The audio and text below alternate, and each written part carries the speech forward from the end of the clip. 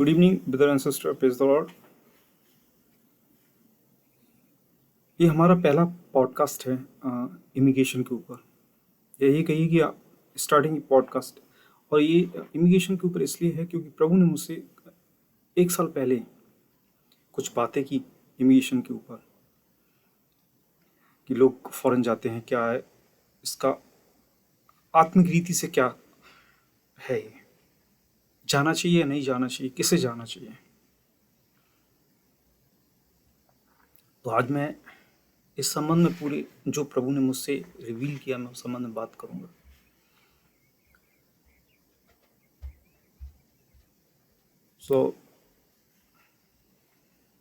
इस वीडियो को पूरा जरूर देखें,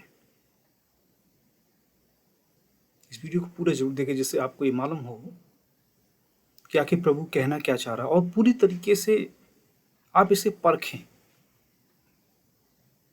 कि आजकल क्या चल रहा है और परमेश्वर ने क्यों इस चीज के बारे में बताया।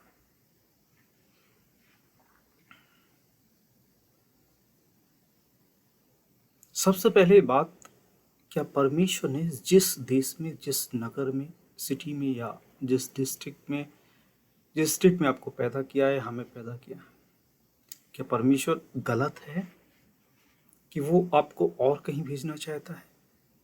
इस सबके लिए नहीं है। बहुतों के लिए प्रभु, बहुतों के लिए नहीं, लेकिन बहुत कम लोगों के लिए प्रभु ऐसा भी करता है कि वो चाहता है कि इब्राहिम की तरह वो दूसरे देश में जाए और बसे, और प्रभु उसे उस देश में आशीष दे। लेकिन देखने वाली बात यह है कि आजकल ये बहुत ज्यादा हो रहा है। आजकल कुछ सालों से होता तो पहले से आया है, लेकिन कुछ सालों से बहुत ज्यादा हो गया। या आप कह सकते कि संचार के इतने साधन हो गए, हाँ, कम्युनिकेशन के इतने साधन हो गए, इसकी वजह से ही ज्यादा फैल गया कि लोग जाने कितना कितना खर्च करके, अगर मैं इंडिया की बात करूं, 25 लाख 30 लाख और खर्च करके तमाम गलत तरीकों से फॉरेन में जा रहे हैं। मैं आपको एक चीज कहना चाहता हूं, और मैं आपको एक वो चीजें बताऊंगा जो परमेश्वर ने मुझसे कही। अगर परमेश्वर को, आपको किसी को भी बाहर ही भेजना है, तो वो किस तरीके से भेजेगा? सच्चाई से, ईमानदारी से, या कि किसी भी तरीके से झूठ बोल के, गलत करके, डॉक्यूमेंट्स फेक लगा के, या और गलत चीजों में करके, फेक करके? क्या परमेश्वर ऐसा चाहता है? कहां पे लिखा है ऐसा? या परमेश्वर ने कब ऐसे लोगों को आशीष दी?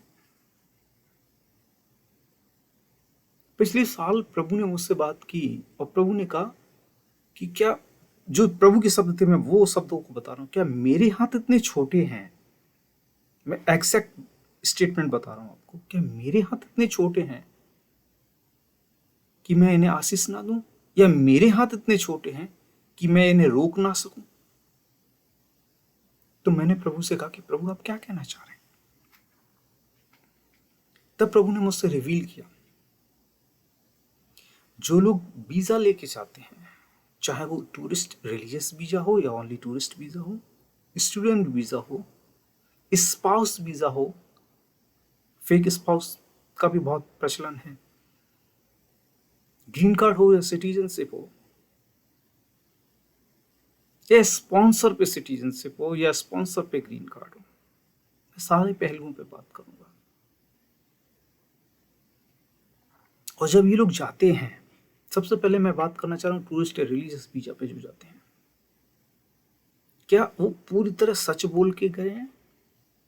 और वो वहां जाने के बाद, चाहे वो यूएस जाए, चाहे वो ऑस्ट्रेलिया जाए, चाहे वो यूके जाए, या और किसी कंट्री में जाए, और वो वहां जाने के बाद केस लगाते हैं, और क्या केस जो उन्होंने लगाया, जो उसमें बातें लिखी, जो उसमें प्रूफ लगाए, क्या वो सच है, सही है? और बड़े जोर शोर से प्रचार होता, देखो जी वीजा मिल गया, हमने प्रार्थना की तो ग्रीन कार्ड हो गया, हाँ यहां से प्रार्थना हुई तो। वो 10-10 बार से रिजेक्ट हो रहा था। उनसे कहिए, मैं आपको इस चीज के लिए गारंटी से बोल सकता हूं कि 90% से ज्यादा लोग हैं, 90% की बात कर रहा हूं मैं, जो कहीं ना कहीं गलत है। अब और जो कहते हैं गवाहियां देने के लिए आ जाते हैं, कहते हैं कि देखो जी इनका हो गया। एक बात मुझे बताइए, अगर आप गवाही ले रहे हैं तो अगर उन्होंने गलत किया है, मैं सही और गलत, अगर सही किया ठीक है, लेकिन अगर गलत तरीके से हुआ और आगे जाके उन्होंने गलत किया या उनका इंटेंशन ऐसा था, फिर क्या होगा? तो उनके पाप में वो लोग जो गवाही ले रहे हैं और जो प्रार्थनाएं कर रहे हैं इस तरह की, वो भी भागीदार होंगे। क्या उस पाप को वो झेल पाएंगे?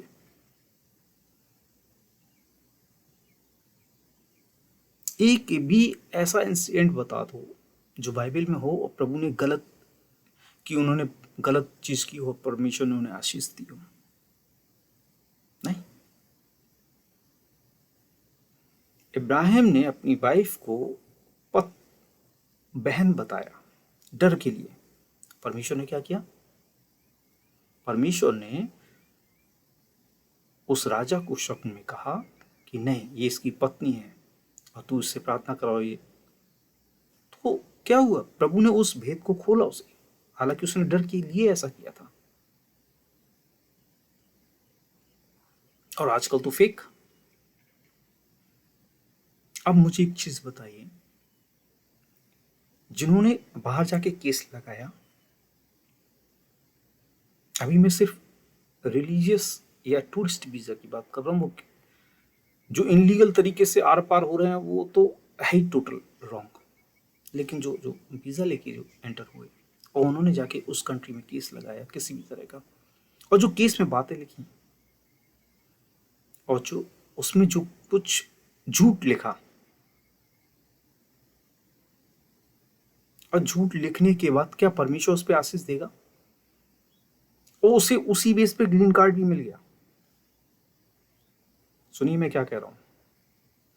तो परमेश्वर ने मुझे बोला, प्रभु ने मुझे बोला, क्या मेरे हाथ इतने छोटे हैं कि मैं इन्हें रोक ना सकूं, या मेरे हाथ इतने छोटे हैं कि मैं इन्हें आशीष ना दे सकूं? प्रभु कहता, मैं देखता हूं कि ये करते क्या है। मैं एग्जैक्ट स्टेटमेंट बता रहा हूं आपको जो प्रभु ने मुझसे बोला। तो मैंने कहा, प्रभु इन्होंने कैसे पा लिया? तो क्या और लोगों को जो प्रभु में नहीं है उन्हें नहीं मिला? प्रभु ने कहा, मैं देख रहा हूं। और उसके बाद क्या करते हैं? उसके बाद वो झूठी गवाहियां, अब वो कहते हैं कि प्रभु ने मुझे दे दिया, और प्रभु ये कह रहा है कि मैंने नहीं दिया। ये तो खुद अब आप परीक्षा में पड़े हैं। क्या झूठ पे परमेश्वर आशीष देता है? कहां पे लिखा है? वो कहता पापों से बचो और पापों से पश्चाताप करो और फिर दोबारा से नहीं करो। वो कहते नहीं, हमने पाप किया और प्रभु ने उस पर आशीष दी है। क्या ऐसा है?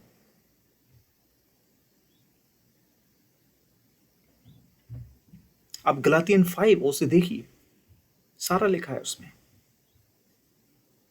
और फिर प्रभु ने मुझ पे एक वचन प्रकट किया, फिलिपियंस चैप्टर 3 18 और 19 है। मैं उसे पढ़ता हूं कि वे अपनी चाल चलन से मसीह के क्रूस के बैरी हैं और उनका अंत विनाश है। उनका ईश्वर पेट है और वे अपनी लज्जा की बातों पर घमंड करते हैं और पृथ्वी की वस्तुओं पर मन लगाए रहते हैं। ये परमेश्वर ने मुझे सीधे वचन दिया इसमें। अब उन्हें केस के आधार पे ग्रीन कार्ड मिल गया और वो झूठी, और परमेश्वर प्रभु कह रहा है कि वो झूठी तारीफ कर रहे हैं, झूठी गवाही दे रहे हैं, क्योंकि उन्हें झूठ के बेस पे लिया। तो झूठ के बेस पे अब इसमें क्या गलती है? उन्होंने परमेश्वर के नाम की झूठी गवाही दी, परमेश्वर को झूठा ठहराया। इसकी सजा जानते क्या है? उन्हें लगता अरे कुछ नहीं, माफी मांग ली हो जाएगा। नहीं साहब, प्रभु ने मुझे दो चीज बताई इससे बचने के लिए, उस पर मैं चर्चा करूंगा। लेकिन सबसे पहले इसके बाद मैं सेकंड नंबर चीज पे आऊंगा, स्टूडेंट वीजा पे। स्टूडेंट बन के जाते हैं, हो सकता बहुत पैसा खर्च करके भी जाते हैं। उनका इंटेंशन क्या है? क्या सचमुच वो अच्छी एजुकेशन हासिल करना चाहते हो, उसके आगे कुछ करना चाहते हैं, या उनका इंटेंशन ये कि हम स्टूडेंट वीजा पे बाहर जाके पैसा कमाएं? वो भी झूठ हो गया।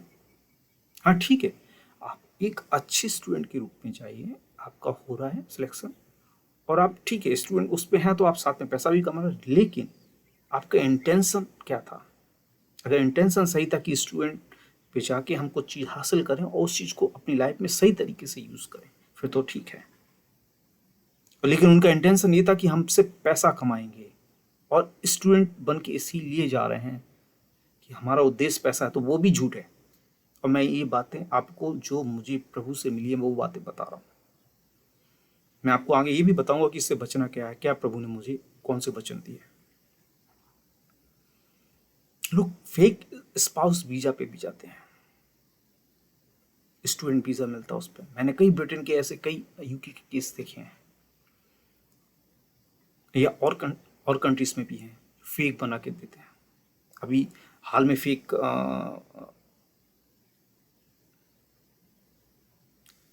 कनाडा का भी चल रहा है। 700 more than 700 student are post there. So उन्हें तो क्या हो, उस समय वो क्या सोच रहे थे? क्या उन्हें उस समय नहीं मालूम था? मालूम था। वो चाह रहे थे किसी ना किसी तरह एंट्री हो जाए। क्या परमेश्वर ऐसे लोगों को ऐसे झूठी उस पर आशीष देता है? क्या कहती है बाइबल? और जो लोग कहते 10-10 साल 10-10 बार कैंसिल हो गया जी, यहाँ की प्रार्थना कराई हो गया, क्या वो पाप में भागीदार बनेंगे? क्या वो परमेश्वर की ओर से आशीष है? और क्या शैतान ने ऐसा रोक के रखा? उन्हें लोग कहते अरे जी मेरा इसलिए नहीं हो पा रहा क्योंकि शैतान ने हमें रोक के रखा है, या शैतानी चीजें थी उसके अंदर, या शैतान रोक रहा था इसलिए मेरा नहीं हो पा रहा है। मतलब आप परमेश्वर के नियम को चढ़ा रहे हैं। प्रभु ये कहता है कि उस आप सोच रहे हैं कि प्रभु ने आपको, मैं उन लोगों की बात कर रहा हूं, प्रभु ने उन लोगों को गलत देश में पैदा कर दिया, गलत जगह पे पैदा कर दिया। क्यों? क्योंकि उसका अधिकार तो परमेश्वर का है ना। तो सीधे सीधे आप परमेश्वर के विरुद्ध हैं, परमेश्वर की विपरीत है, उसके कार्यों के विपरीत है।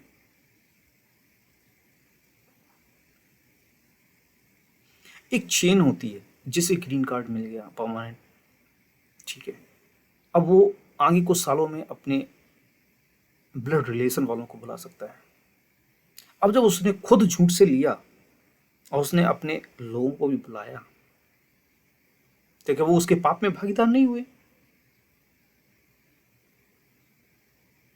और दूसरा भी आने को तैयार है, क्यों? तो वो भी पाप में भागीदार नहीं हुआ? क्या उसने पूछा कि ये चीज आपको कैसे हासिल हुई? क्या उसने उन सारी चीजों को चेक किया? नहीं, क्योंकि उन्हें तो फौरन जाना है, फौरन स्वर्ग है, उन्हें परमेश्वर की बातों को नहीं मानना है। बाइबल में कहां पे लिखा है कि फौरन जाने के लिए प्रार्थना की जाए? या कितनों को प्रभु ने फौरन भेजा? जिसे भेजना है प्रभु भेजेगा, लेकिन एक्यूरेट 110% सही सच होना चाहिए। क्या इब्राहिम को नहीं भेजा प्रभु ने दूसरे देश में जाके? कितनों को भेजा? तो परमेश्वर को जिसे भेजना है, अगर आप 100% सच्चाई से जा रहे हैं, आपका इंटेंशन सही है और आपका होता है, बहुत अच्छी बात है, कोई बुराई नहीं है। लेकिन कहीं ना कहीं अगर झूठ है, गलत है, तो आप गलत, और फिर गवाही क्या देते? परमेश्वर ने कर दिया है। क्या परमेश्वर के विरुद्ध आप झूठ बोल रहे हैं? परमेश्वर के खिलाफ जो गवाही दे रहे हैं वो झूठी है। आप प्रभु को बीच में लाके कर रहे हैं कि हाँ प्रभु ने मेरा कर दिया, जबकि उसने तो किया ही नहीं है, क्योंकि वो झूठ पे आशीष नहीं देता। तो क्या उस चीज की माफी है?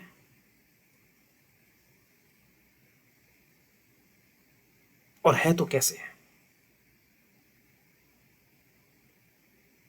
मतलब एक साइड में आप खड़े, एक साइड में परमेश्वर खड़ा है, प्रभु खड़ा है, और आप कह रहे हैं नहीं नहीं प्रभु ने हमारा ना लगा दिया। और तब की साफ आपको भी मालूम है, दूसरों को भी मालूम है कि आपने उसमें झूठ बोल के लिया है, गलत करके लिया है। आपने यहां तक कि मैंने सुना नहीं, मैंने देखा है।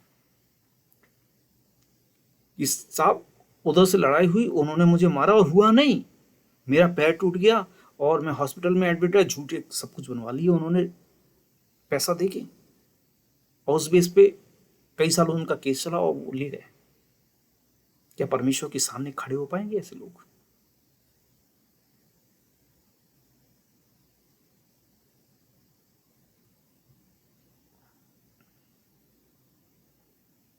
कुछ लोग मैरिज बेस पे लेते हैं, इंटेंशन क्या है? किसी तरह ग्रीन कार्ड मिल जाए। क्या परमेश्वर ने कहा तो उस स्त्री से या उस पुरुष से शादी करो? अगर कहा है तो सच्चाई पे होगा, लेकिन अगर झूठ पे है तो फंस गए।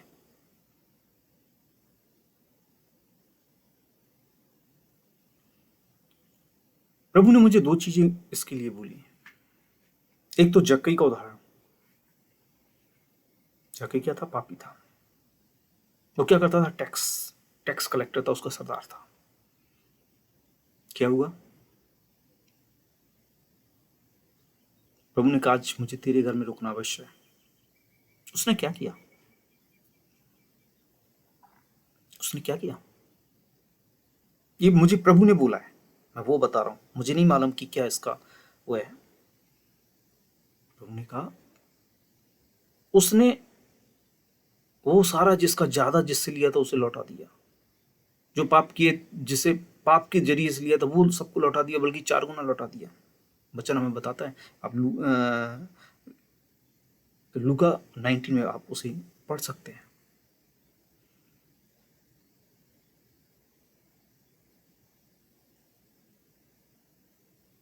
तो ये इसका एक एक हाल है। और जो नहीं करेगा, आई डोंट नो उसका क्या होगा।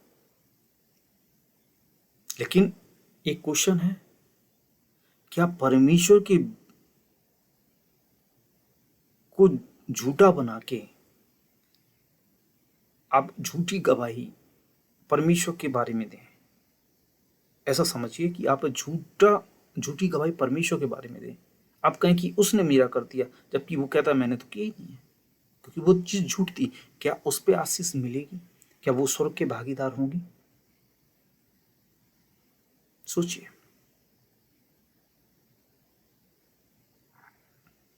क्या ऐसे पाप माफ किए जाएंगे? एक और एग्जाम्पल जो प्रभु ने मुझे दिया, जब पतरस, हन्ना, सफीरा दोनों स्त्री पुरुष जब वो जमीन बेच के आए एक एक करके, तो क्या कहा प्रभु ने? पतरस ने उससे क्या पूछा कि क्या इसका दाम इतना ही है? तो उसने झूठ बोल दिया। तो उसने कहा तुमने आत्मा से झूठ बोला है। और जब उसकी स्त्री आई, तब उसकी स्त्री ने भी, उसने कहा क्या तुम लोगों ने सलाई की थी? आप सोचो, वो तो सिर्फ दान दे रहे थे ना, लेकिन वो आत्मा में झूठ बोल रहे थे। और ऐसे लोग जो परमेश्वर को झूठा बना के खड़ा कर रहे हैं, क्या वो बचेंगे? अगर वो नहीं फिरे तो।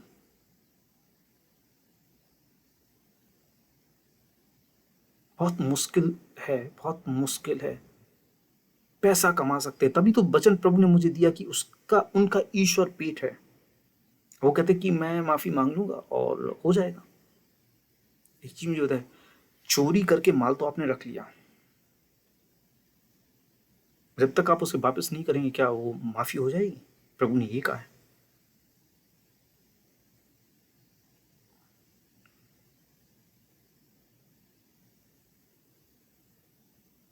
मैं बहुत सोचता रहा कि मैं इसे शेयर करूं या नहीं करूं। अब प्रभु हमसे कहता रहा इसे शेयर कर, तो मैंने सोचा कि मैं एक पॉडकास्ट के रूप में स्टार्ट करूंगा। मंडे की मंडे जब भी पॉडकास्ट आएगा तो मंडे को आएगा।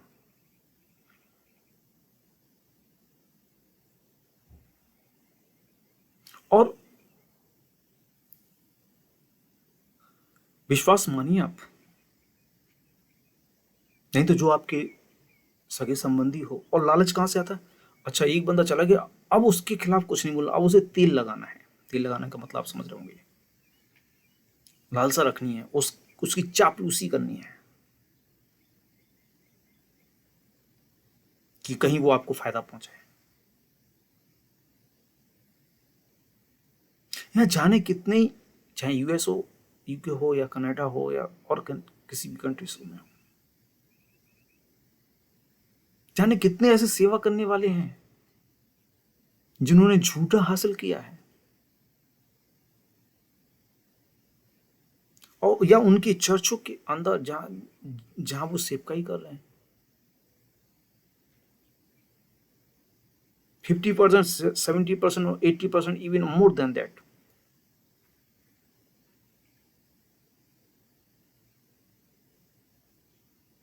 बट पास्टर कुछ नहीं कहेगा, क्योंकि वो भी उसी तरह से आया हुआ है। हो सकता है गिफ्ट कहीं पहले से मिल गए हो। क्या गिफ्ट के बेस पे स्वर्ग का निर्धारण होगा? नहीं।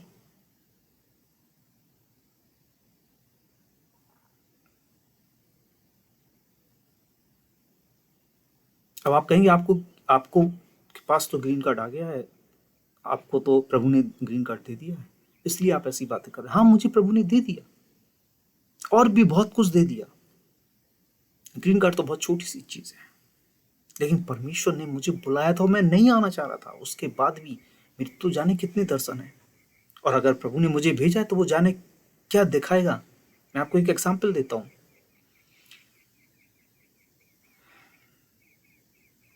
रेनहाल्ड बॉनके,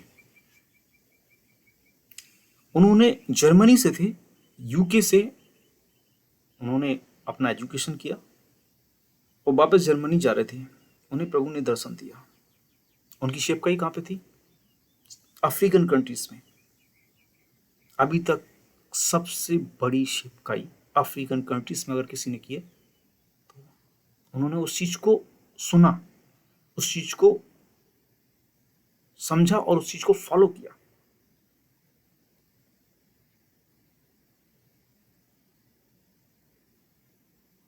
तो आपके आस पड़ोस में भी जो भी है, या आपका कोई रिलेटिव भी है, आप पूछिए उनसे, ये आपका ड्यूटी है। उसे तेल मत लगाइए, उसकी चापलूसी मत करिए। उसे पूछिए कि आपने कैसे हासिल किया। अगर वो घुमाता फिराता है तो समझिए फिर क्या है। और परमेश्वर ने पापियों के बीच बैठने के लिए नहीं कहा, उन पापियों के बीच बैठने के लिए कहा कि जो बदल जाएंगे। जक्कई पापी था, लेकिन उसने क्या किया? पापों से पश्चाताप करके उन सारी चीजों को लौटा दिया।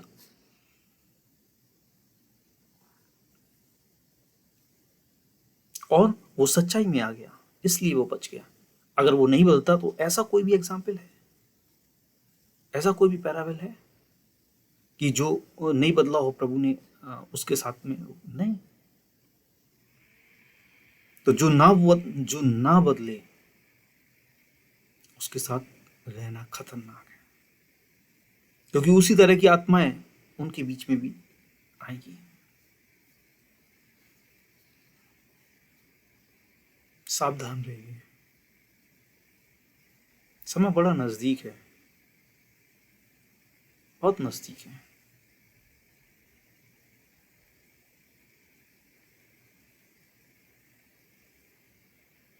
आत्मा के अनुसार चलिए, आत्मा को पाइए और उसे बना के रखिए।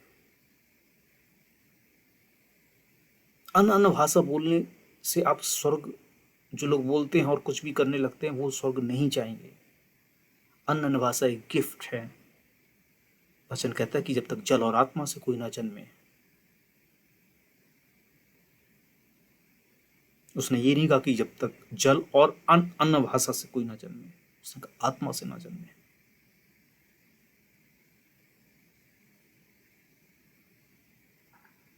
आने वाले दिनों में मैं आपके पास में, मेरे पास में, प्रभु ने सैकड़ों ऐसी ऐसी चीज़ें मुझे रिवील की हैं, जो कई चीज़ें तो ऐसी हैं जो आज तक प्रीच ही नहीं की गई, या जो रहस्य हैं, जो प्रोफेसीज में रहस्य हैं, सीधे वो चीज़ें जैसे ऑलिव ट्री, बुलाए हुए और चुने हुए। जब इन चीज़ों को मैं प्रीच करूँगा, जब तो आप सुनेंगे कि वास्तविकता में ये वचन क्या है। ऐसे सैकड़ों, एक नहीं सैकड़ों। क्यों? क्या कोई मेरी योग्यता है? नहीं। प्रभु को अंतिम समय में वो जो चीजें रह गई हैं वो प्रकट करनी है। और ये डेकेड 23 to 37 ईयर, मैं सिर्फ अभी हिंट दे रहा हूं आपको।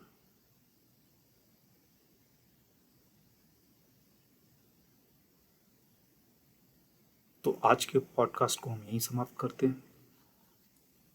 अगर आपका कोई इस पे प्रश्न हो तो आप जरूर हमें कमेंट करें, या आप मेल आईडी पे जाके मेल कर सकते हैं। आखिर में आपको एक बार और सचेत करता हूं कि किसी भी तरीके से अगर गलत है, मैं उन लोगों के लिए नहीं कह रहा हूं जो बिल्कुल सच्चाई से, लेकिन जो जानबूझ के गलत करके या वहां जाके गलत करते हैं, अगर आप उनका साथ देते हैं, अगर आप उनके सहयोगी हैं किसी भी तरह से, तो आप उनके पाप में भागीदार होंगे। प्रभु आप सभी को बहुत आशीष दे। God bless you. शालोम।